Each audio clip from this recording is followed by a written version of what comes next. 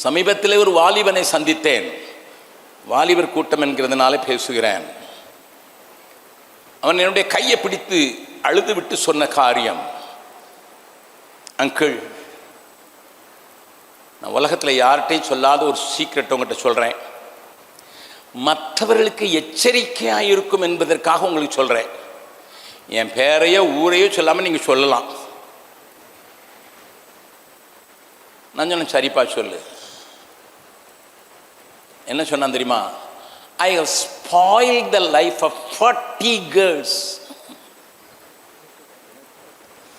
40 பேருடைய வாழ்க்கையை சீரழித்தவன் நான். என் கைகாலெல்லாம் நடுங்க ஆரம்பிச்சிச்சு.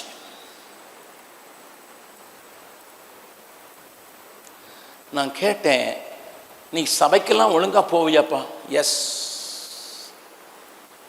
கூட்டி ஒன்று சொன்னானே, நான் தான் வர்ஷிப் நடத்துவேன் அங்கிள்.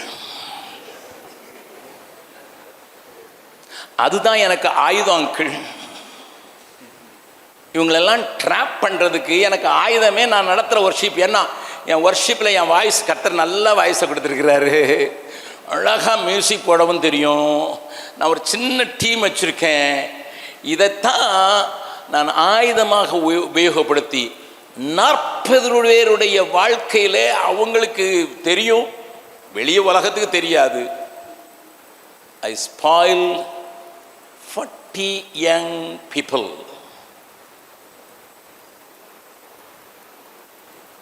என்கிட்ட கேட்ட கேள்வி அதுதான்.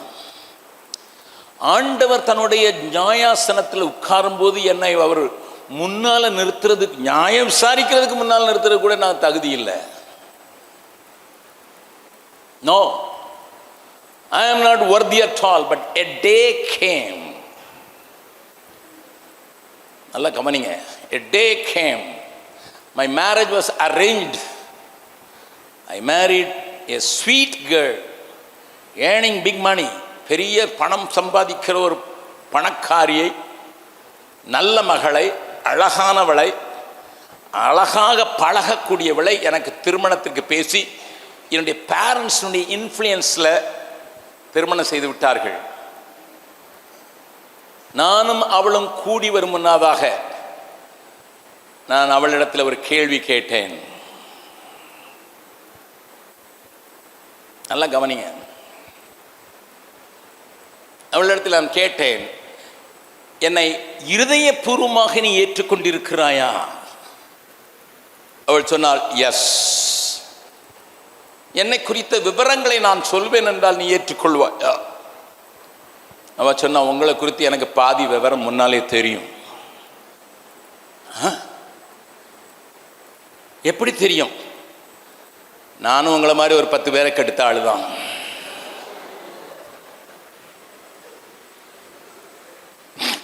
எனக்கு இதெல்லாம் டைஜஸ்ட் பண்ணவே முடியல. அப்போ அந்த பையன் சொல்கிறான் என்கிட்ட, ஆண்டவர் எனக்கு நியாய தீர்ப்புக்கெல்லாம் வெயிட் பண்ண வேண்டாம், இப்போமே கொடுத்துட்டாரு. The spoiled apple was given unto me. ஏவாள் ஃப்ரெஷ்ஷாக படித்து கொடுத்தா. ஆனால் என் மனைவியோ அழுகினதையே கடிக்க கொடுக்குறா. ஏன்னா நானும் அழுகினவன் தானே. அப்படிப்பட்ட சூழ்நிலையில் திருமணத்தின் அன்று தான் நாங்கள் 2 பேரும், ஐயோ இத்தனை வாழ்க்கையை பாழாக்கி விட்டோமே, இனியாகிலும் நீயும் பாழாக்கினவள் நானும் பாழாக்கினவன், நாம் இணைந்திருக்கிறோம், கொஞ்ச பேரையாவது காப்பாற்றிக் கொள்வதற்கு கர்த்தருக்கு ஒப்பு கொடுப்போம் என்றால் அந்த வசனம் சொல்லுகிறது, யோவான் 10:10 பின்னால, நானோ அவைகளுக்கு ஜீவன் உண்டாயிருக்கும், அவைகளுக்கு ஜீவன் உண்டாயிருக்கும், அது பரிபூரணப்படவும் வந்தேன், அது பரிபூரணப்படம் வந்தேன் என்று சொல்கிறவருடைய கையில நம்மை விட்டு கொடுத்து ஒரு புதிய வாழ்க்கையை வாழ்வதற்கு நம்மை தத்தம் செய்வோம். நம்முடைய நோக்கமெல்லாம் இனி எப்படியாயிலும் மற்றவருடைய வாழ்க்கையை எப்படியாயிலும் கட்டிவிட வேண்டும் என்கிற நோக்கமாக மாற வேண்டும் என்று அன்று இரவிலே முழு இரவும் நாங்கள் 2 பேரும் ஓ என்று அழுது எங்களுடைய காரியங்களை எல்லாம் கர்த்தரிடத்தில் சொல்லி எங்களை ஒரு புது ஜீவனுக்கு ஒப்பு கொடுத்தோம். இப்பொழுது சிலருக்கு நாங்கள் உதவி செய்வதற்கு கர்த்தர் எங்களை உபயோகப்படுத்தி வருகிறார்.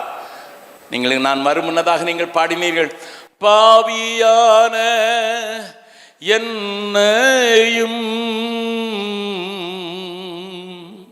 உம் பிள்ளையாய் மாற்றினீ,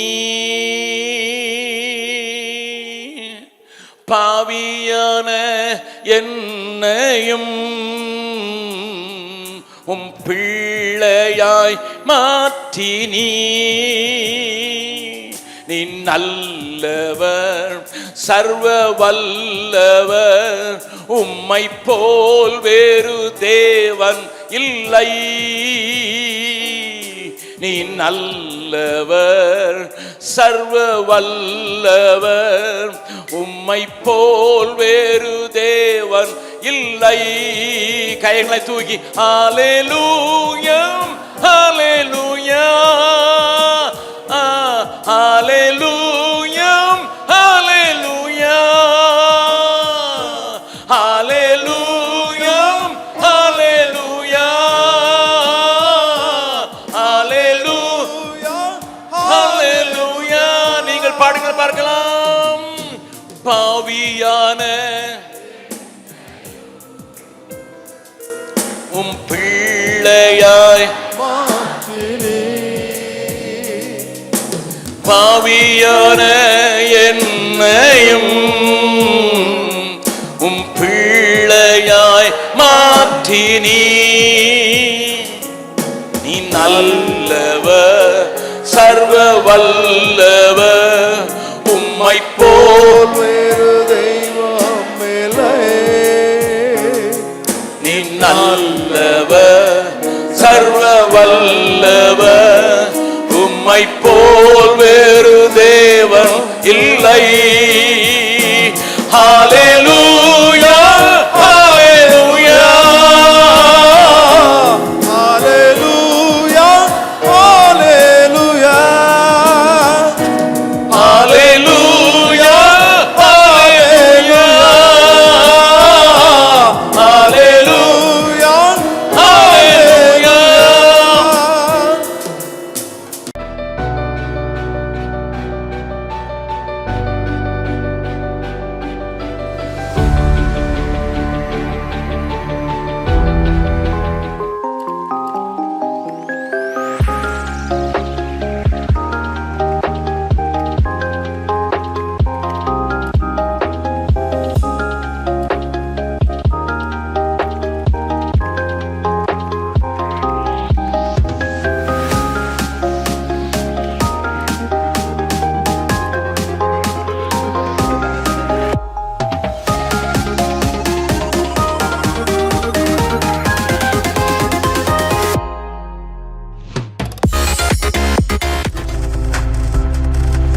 நீங்கள் பார்த்துக் கொண்டிருப்பது உங்கள் ஜாய் டிவி. உங்கள் துக்கம் சந்தோஷமாய் மாறும்.